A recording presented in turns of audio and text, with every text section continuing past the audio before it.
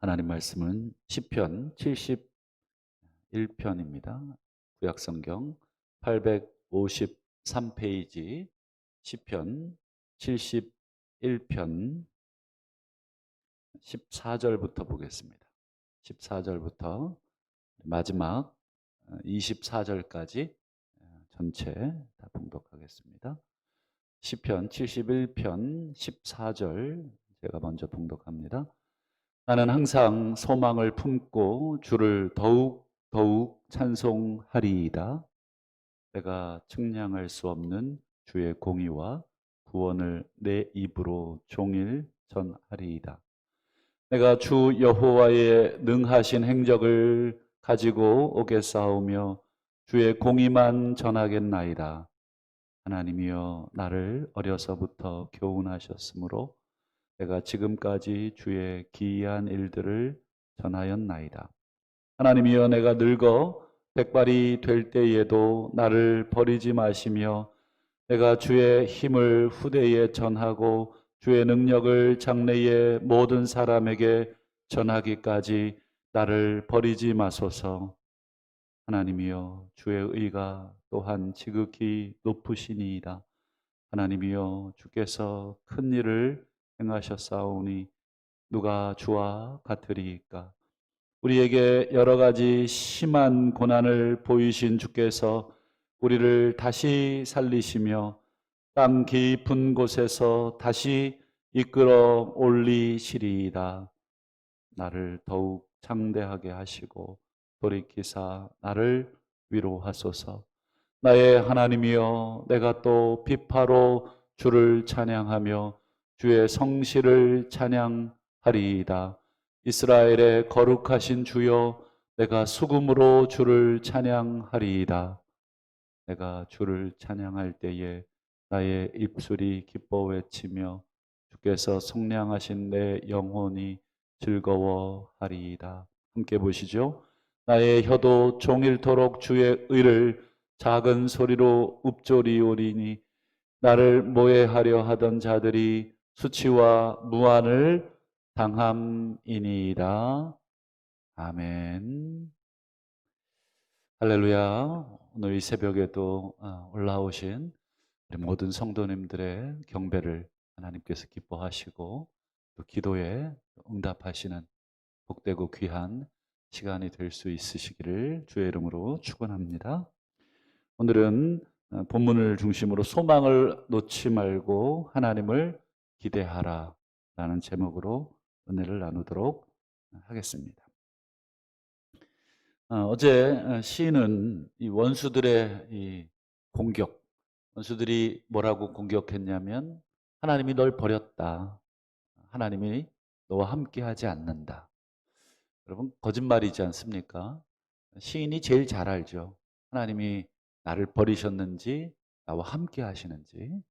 터무니없는 그런 모함의 말에 시인은 갇혀 있지 않았습니다. 왜냐하면 여러분 악인들의 혀는 셀 가치도 없고 고려할 만한 그런 말들도 아니기 때문에 그 말에 우리 스스로가 어리석게 갇힐 필요가 없다. 그래서 시인은 말씀 붙들고 기도의 자리에 이제 나오는 모습을 봤습니다. 이제 오늘 14절부터 여러분 24절까지 어떻게 보면 이 시의 거의 절반에 해당되는, 시를 반으로 뚝 잘랐을 때 반의 이상에 해당되는 이 부분을 여러분 뭐에 할애하고 있습니까? 쭉 읽어보시면 계속 반복되는 단어가 뭡니까? 찬양합니다. 고백합니다. 전합니다. 높입니다. 또 나를 또 속량하신 하나님 즐거워합니다. 기뻐 외칩니다. 이런 표현들로 계속 고백을 이어가고 있습니다. 시인은 어떻게 보면 압제자들과 원수들의 그 고난과 그 고통 속에 어떻게 보면 절망하고 낙심하고 괴로워하고 있어도 시원찮은데, 시인은 어떻게 하고 있냐면 찬양하고 있고 종일토록 하나님의 그 능력을 읊조리고 있다. 여러분 이게 참 중요하다 생각을 합니다. 모든 걱정, 근심, 불안 이것이 우리를 떠날 수가 없습니다. 우리가 숨을 쉬고 사는 동안 숨 쉬는 것조차도 걱정일 때가 있죠. 내가 살아있다는 것 자체가 두려움일 때가 있습니다. 당장 뭐 오늘 하루 또 어떻게 살까? 뭐 더 조금 더 길게는 내가 내년이면 뭐 정년 은퇴인데 이제 어떻게 먹고 살까? 이런 걱정부터 당장 오늘 하루의 걱정에 이르기까지 우리가 숨을 쉬는 동안에 우리를 둘러싼 모든 것들은 사실은 두려움, 공포, 걱정, 근심 이런 것들이 가득하죠. 근데 오늘 그런 상황에서 오늘 다윗에게 우리는 아주 중요한 영적인 그 원리를 배울 수 있다 생각을 합니다. 다윗의 모습을 여러분 신앙의 위대한 사람들의 그들의 말, 그들의 행동, 또 그들의 모습을 잘 관찰하는 것만으로도 우리는 영적인 큰 도움을 받습니다. 그래서 여러분 정말 하나님하고 친한 사람하고 친해지는 게 아주 중요합니다. 보고 배우는 것이 참 많죠. 저분이 어떻게 하나님을 신뢰하는가? 저분이 어떻게 하나님을 예배하는가? 어떻게 고백하는가? 여러분 모든 창조적인 행위들은 다 모방에서 오는 것입니다. 우리들도 부모님을 어깨 너머로 보고 배운 것이고 또 우리의 모든 신앙들도 가만 돌이켜 보면 우리 앞선 신앙의 선배들의 등을 보고 우리가 배운 것입니다. 아마 우리에게 가장 영향을 주신 분이 있으시지 않습니까? 왜 그분에게 영향을 받으셨습니까? 그분의 어떤 모습들이 좋아 보였기 때문에 저런 부분들은 내가 배워야 되겠다. 그렇다면 오늘 신앙의 위대한, 기도의 위대한, 찬양의 위대한 능력을 우리에게 보인 다윗에게 우리는 배워야 하고 특별히 오늘날의 우리 모든 성도들은 이 시편으로 기도하는 법을 배워야 합니다. 우리의 기도가 천박한 이유가 무엇입니까? 우리의 기도가 얇은 이유가 무엇입니까? 성경에서 기도를 배우지 않고 있고 신앙의 위대한 분들의 기도를 우리가 모방하고 있지 않고 그저 내 욕심에 따라서 내 필요에 따라서 기도하기에 급급하니까 우리의 기도의 깊이가 늘 거기에 머무는 것입니다. 또 깊은 데로 기도가 들어가기 위해서는 나를 이끌어줄 영적인 인도자가 있어야 되는데 여러분 잠언, 시편 이런 것들은 위대한 인도자들입니다. 이건 우리가 한번 묵상하고 말 것이 아니라 종일 묵상해야 될 인도자입니다. 오늘 다윗을 통해서 우리가 어떻게 찬송을 해야 되는가? 어떻게 위기의 상황에서 이겨내야 되는가? 14절을 한번 보시면 나는 뒤에 보면 찬양하겠다 이렇게 돼 있죠. 근데 가운데 보시면 항상 소망을 품고 더욱이라는 강조의 표현이 있습니다. 찬양을 어떻게 해야 됩니까? 소망을 항상 가지고 더욱 절망에 처해 있을 때 더 힘을 내서 더 찬양을 하는 것입니다. 여러분 이것이 다윗의 영적인 비결입니다. 보통 사람들은 어떻게 합니까? 고통이 있으면 그냥 절망하는 것으로, 원망하는 것으로, 불평하는 것으로 그냥 주저앉아 버리고 말지만 오늘 다윗은 원수들의 모든 공격과 정말 일어날 수 없는 그런 상황에서도 소망을 놓지 않고 더욱 주를 찬양하는 것을 보게 됩니다. 인생의 가장 힘든 순간은 사실은 고통의 순간도 아니라고 합니다. 괴로움이 막 닥치는 순간도 아니라고 합니다. 정말 인생에 있어서 가장 힘든 순간은 뭐냐면 그 고통이 왔는데 그 고통을 이길 만한 소망이 더 이상 내 안에 남아있지 않다고 느낄 때가 인생에 있어서 가장 큰 고통스러운 순간이라고 합니다.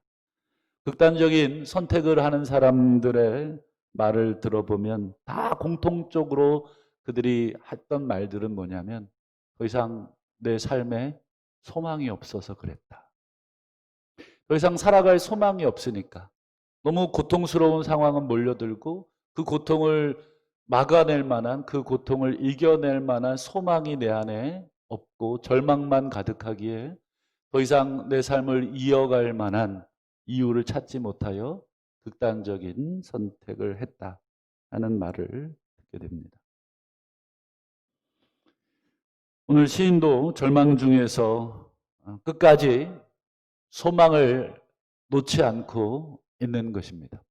만약에 이 시인이 이 소망마저, 하나님을 향한 이 소망마저 놔버린다면 시인도 살아갈 이유를 못 찾을 것입니다.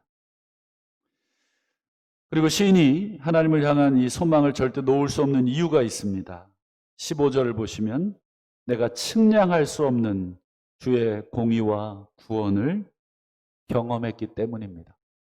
다윗은 우리가 모르는 하나님과의 그 측량할 수 없는, 계산할 수 없고 헤아릴 수 없는 하나님의 공의와 구원을 그의 인생에서 경험을 했고, 그리고 17절에 보면 나를 어려서부터 하나님께서 교훈하셨다고 고백을 하고 있습니다. 어려서부터, 여러분 다윗의 인생을 우리가 성경에서 다 다루진 않지만 대충 짐작해 보건대 온 형제들과 아버지의 양떼를 혼자 들판에서 외롭게 치면서 곰이나 사자가 양떼를 잡으러 올 때 어떻게 했습니까?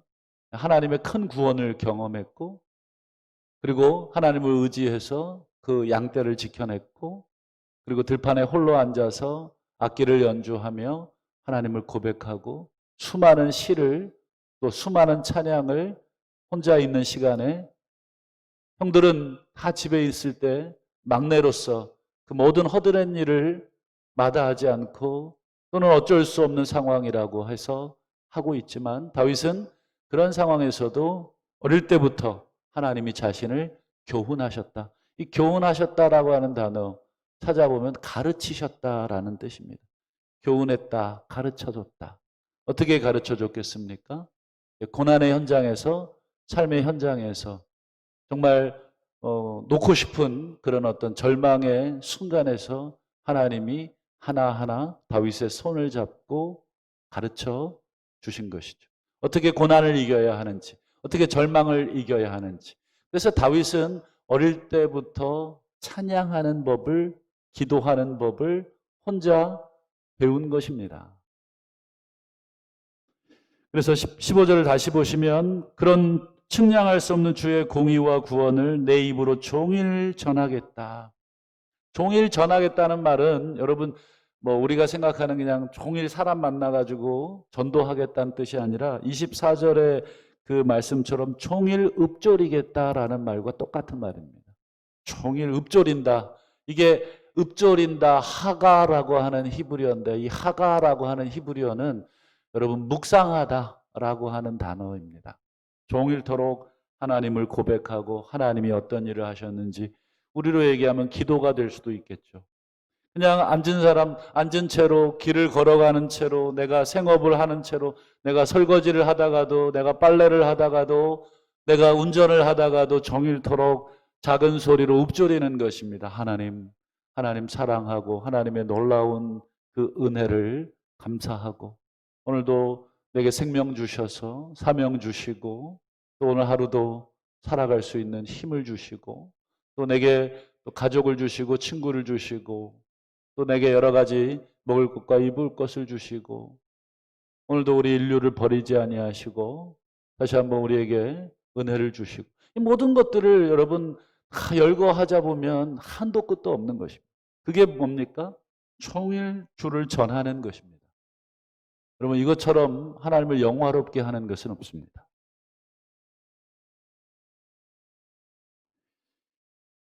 또 다윗은 18절을 보시면 내가 주의 힘을 후대에 전하고 주의 능력을 장래의 모든 사람에게 전하기까지 나를 버리지 말아달라. 후대에 전한다. 장래의 모든 사람에게 전한다.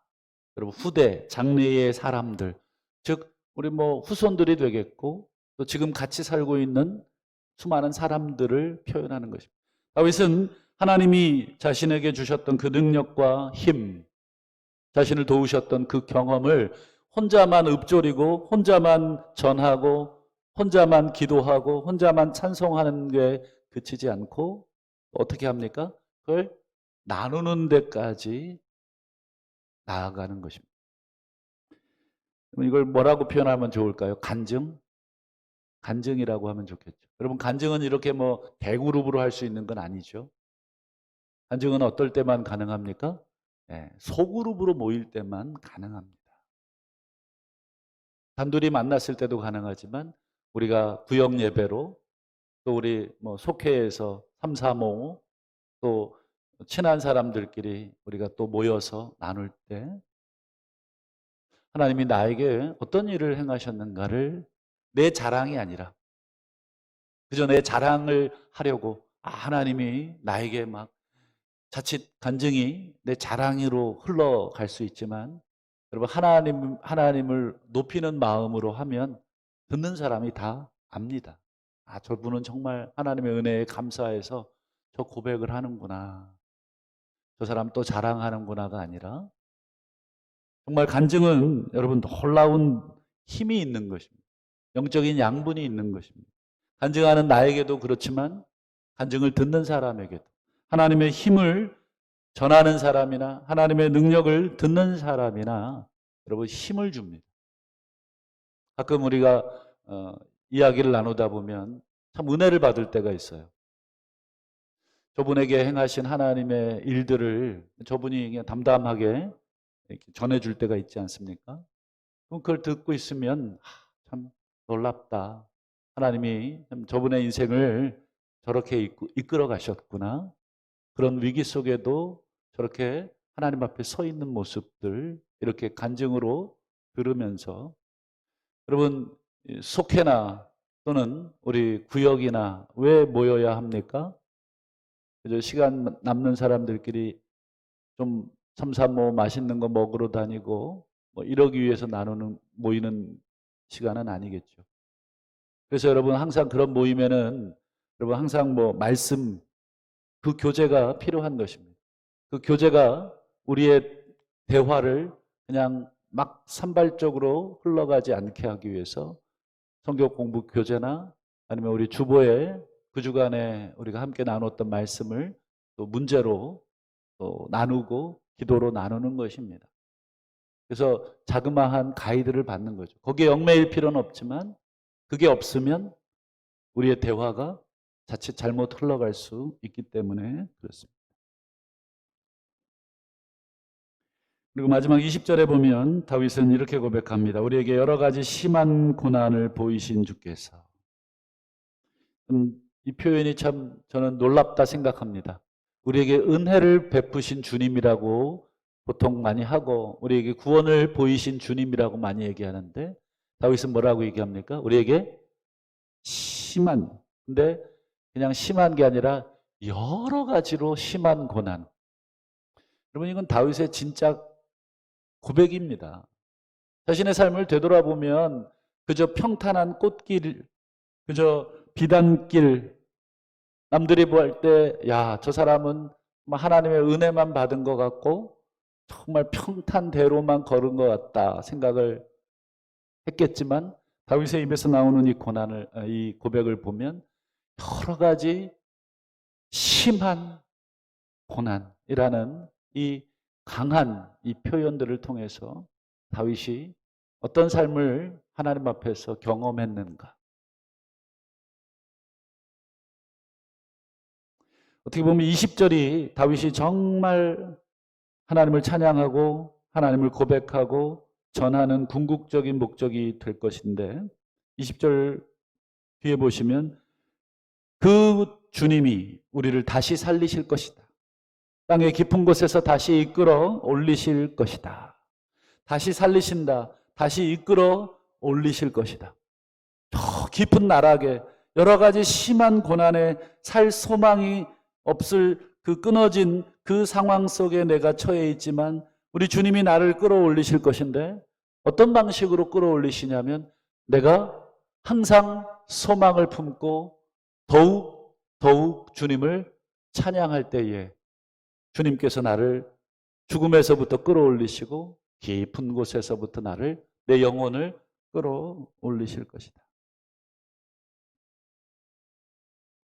그리고 마지막 24절을 보시면 나의 혀도 종일토록 주의 의를 작은 소리로 읊조리오리니, 이게 작은 소리로 읊조린다, 이 단어가 바로 15절에 전한다 또는 묵상한다 하는 단어다 하는 것 말씀을 드렸죠. 시인이 왜 종일 작은 소리로 주님의 의를 이렇게 고백합니까? 왜 기도합니까? 왜 찬양합니까? 뒤에 보면 왜냐하면이라는 접속사가 있는데 나를 모해하려던 자들이 수치와 무한을 당하였기 때문입니다. 여러분, 나를 모해하려는 원수들이 수치와 무한을 언제 당합니까?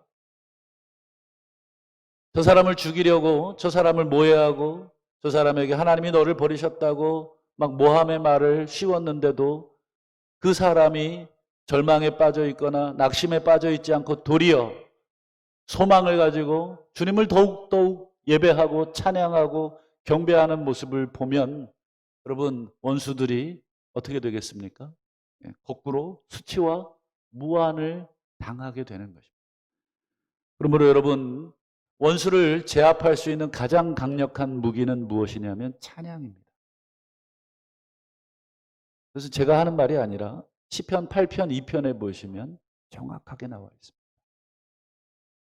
시편 8편 2편에 뭐라고 나와 있습니까? 주께서 어린아이들과 젖먹이들의 입에 권능을 세우셨으며, 주께서 어린아이들과 젖먹이, 말도 못하는 그런 아이들의 입에 권능을 세우셨다. 이 권능이라고 하는 이 단어를 예수님이 뭐라고 번역을 해주셨냐면 찬양을 세우셨다. 어린아이들이 예수를 향해서 막 찬양하고 호산나 할 때 막 바리새인들은 저들로 잠잠하게 하라고 야단쳤을 때 예수께서 시편 8편 2편을 인용을 하십니다. 그러면서 뭐라 그럽니까? 이는 원수들과 보복자들을 잠잠하게 하려 하심이니이다. 원수들, 보복자들의 그 입을 틀어막는 유일한 방법은 하나님이 우리의 입에 세우신 권능, 즉 찬양이라고 하는 것입니다. 여러분, 낙심될 때, 사탄이 우리를 공격할 때, 우리가 절망에 빠질 때 여러분, 우리 무엇 해야 됩니까? 오늘 다윗처럼 오늘 14절부터 24절까지 긴 그 장을 통해서 다윗이 우리에게 영적인 스승으로서 우리에게 그 노하우를, 그 방법을, 그 절망과 위기와 극심한 여러 가지 고난에서부터 이길 수 있는 방법을 우리에게 제시합니다. 찬양해라. 소망을 품고 종일토록 읊조려라. 종일토록 전해라. 여러분, 놀라운 힘이 있습니다. 절망, 두려움, 고통, 그거에 대한 최고의 치료제는 찬송입니다. 기도입니다. 찬송가 하나를 앉은 자리에서 1시간 부른 적이 있습니다. 한 절의 가사를. 오늘 391장 마지막 4절 가사가 뭡니까? 주 예수님 공중에 임하실 때 나 일어나 맞이하리. 그거 한 절, 한 구절을 1시간을 부른 적이 있습니다. 왜 그걸 불렀겠습니까?